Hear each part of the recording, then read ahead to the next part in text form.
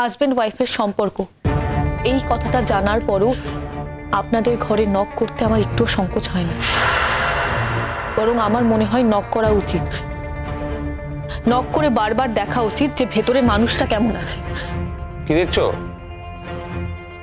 তোমার বৌদি ভাই এখন দারুণ আছে। এতদিন পর স্বামী ফিরে এসেছে, স্বামী বলে কথা। দেখছো না, স্বামীকে চোখে হারাতেও ভয় পাচ্ছে। জিজ্ঞেস করো, জিজ্ঞেস করো। সে তো বৌদি ভাইকে দেখেই বুঝতে পারছি যে বৌদি ভাই কেমন আছে। কি অবস্থা করেছে বৌদি ভাই নিজের?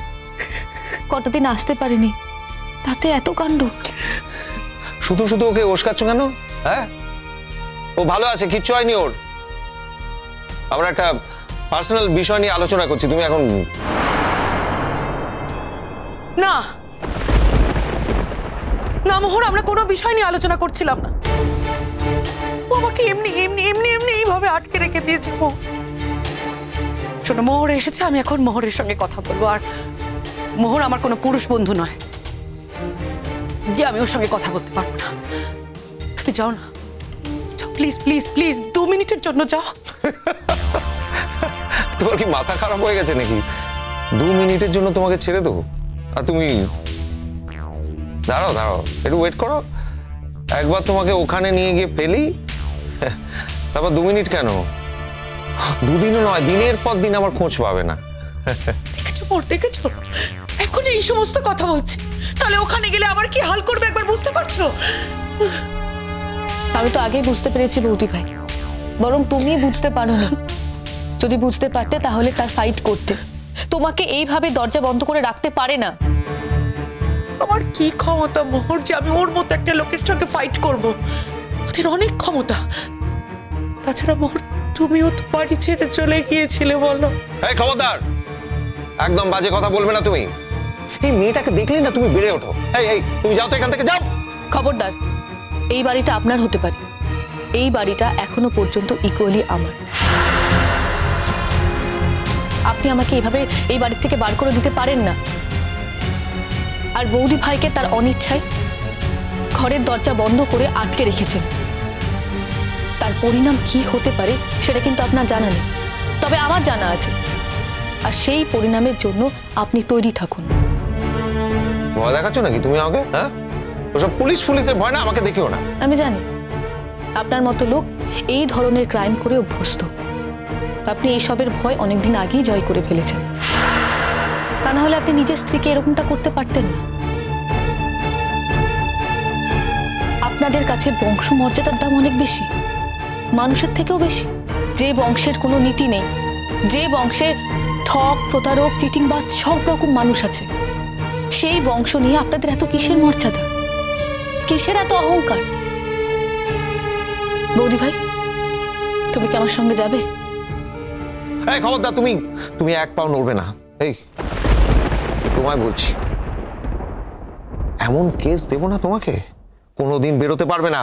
আমি সেই সব কেসের ভয় পাই না। একটা মেয়ে যখন বিপদে পড়েছে তাকে উদ্ধার করা আমার দায়িত্ব থাকে। আর আপনি যদি বলেন যে আপনি, এই শোনো, ও কি তোমার কানের কাছে গিয়ে বলতে গেছে নাকি? তুমি তো এসে ওকে ওস্কাচ্ছ, ও তো তোমাকে কিছু বলতে যায়নি। আমার কি বলার কোনো উপায় রেখেছিলে তুমি? আমার ফোনটা আমাকে ফেরত দিয়েছ। শ্রবণা, ও কিন্তু চলে যাবে, থাকবো আমি আর তুমি। সেই থাকাটা কিন্তু খুব একটা সুখকর হবে না। আপনি কি ভয় দেখাচ্ছেন? আপনি কি বলতে চাইছেন? আপনি বৌদি ভাইয়ের গায়ে হাত দেবেন, এই তো? বৌদি ভাই, তুমি এরপরেও কিছু বলবে না? তুমি ফাইট করবে না? তুমি শুধু একবার বলো যে তুমি এই বাড়ি থেকে বেরোতে চাও, তারপর সবটা আমার ওপর। কে থাকতে চায় এরকম নির্বাসনে মোহর? কে কাটাতে চায় এইভাবে জীবন, এই পাষণ্ডটা?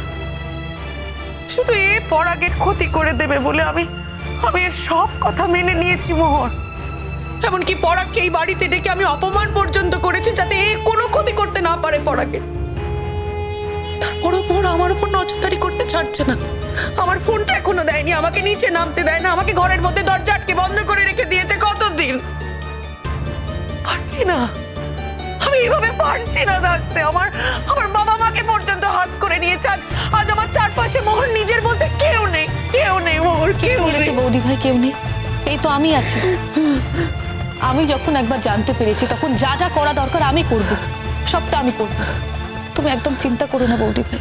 এই তুমি কি মনে করেছো বলো তো নিজেকে? হ্যাঁ, বড্ড বড় ভাবছো না নিজেকে?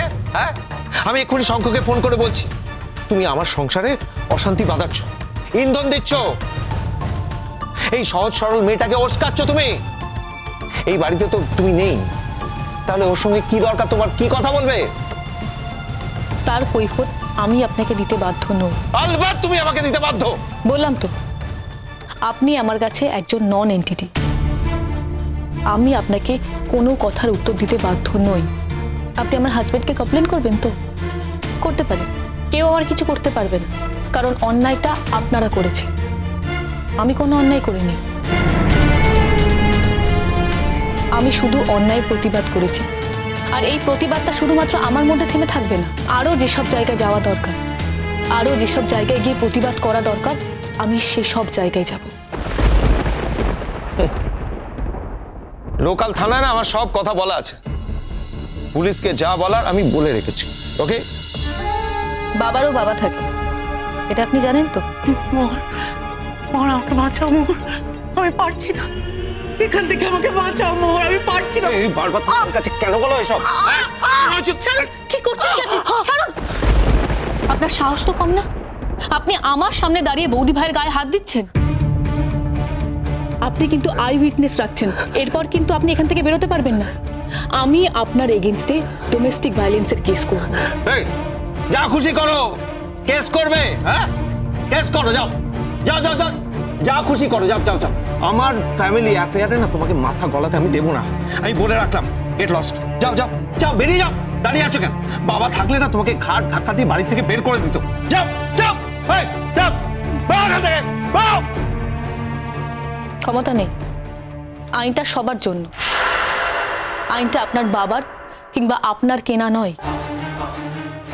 ওই আইনের বলেই আমি এখানে থাকতে পারি, আর ওই আইনের বলে আমাকে এখান থেকে কেউ জোর করে তাড়িয়ে দিতে পারে না। আপনারা আসলে আইনকে অগ্রাহ্য করেন, মনে করেন আইনের কোনো দাম নেই, মনে করেন যে সাধারণ মানুষের কাছে আইন পৌঁছায় না। আপনারা এটা জানেন না, আইনের কাছে সহায়তা চাইছে, এটা জানলে আইন সহায়তা করে। পুলিশের কাছে পৌঁছলে পুলিশ হেল্প করে, হ্যাঁ সব পুলিশ না করলেও কিন্তু বেশিরভাগ পুলিশ করে, আর সেই বেশিরভাগ পুলিশের অনেকের সঙ্গে আমার যোগাযোগ আছে। ওই যে বললাম না, বাবারও বাবা আছে। লোকাল থানা আপনার কথায় মোটিভেট হয়ে গেছে, কিন্তু লোকাল থানার ওপরে যে আছে তাকে আপনি মোটিভেট করতে পারবেন না। তাই বুঝি?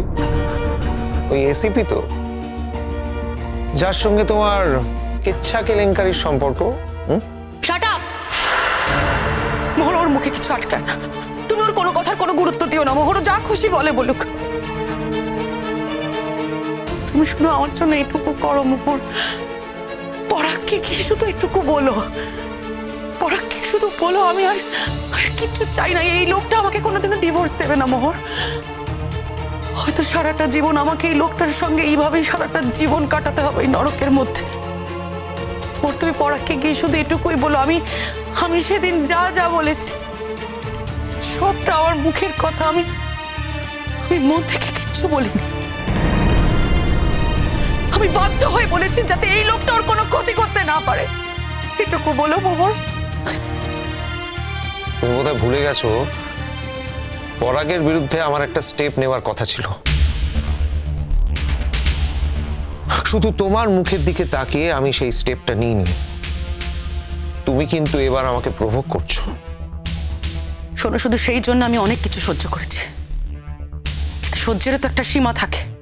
তুমি তো আমাকে ঘরের মধ্যে বন্দি করে রেখে দিয়েছো, কোনো মানুষ এভাবে জীবন কাটাতে পারে না। বৌদি ভাই কি স্টেপ নেবে বলেছে? ও পরাগের ক্ষতি করে দেবে বলেছে, পরাগকে শেষ করে দেব। হ্যাঁ, বলা যায় না, ও নিখোঁজ করে দিতে পারে পরাগকে। করতে দাও, আর এই চ্যালেঞ্জটাও আমি নিলাম। পরাগদা টিকিয়ে ও ছুটে পারবে না। যদি ছুতেও পারে, তাহলে ওর টিকির কি অবস্থা হবে সেটা ও নিজেও ভাবতে পারছে না। এই এই এই, তুমি কি আমাকে ভয় দেখাতে এসেছো নাকি? মাস্তান নাকি তুমি? শঙ্খ কি একজন মাস্তানকে বিয়ে করে বাড়িতে এনেছে? হ্যাঁ, অবশ্য আমি তো ভুলে গেছিলাম তুমি তো রুটলেস। তুমি তো বিয়ের পিড়িত থেকে উঠে এসেছিলে আমার ভাইয়ের ঘাড়ে ভর করবে বলে। হ্যাঁ, যার ব্যাকগ্রাউন্ড এরকম সে তো এরকম কথা বলতেই পারে, আশ্চর্যের কিছু নেই। আমার ব্যাকগ্রাউন্ড নিয়ে আপনার চিন্তা করার কোনো প্রয়োজন নেই। আপনি তো আর আমার সঙ্গে সংসার করছেন না।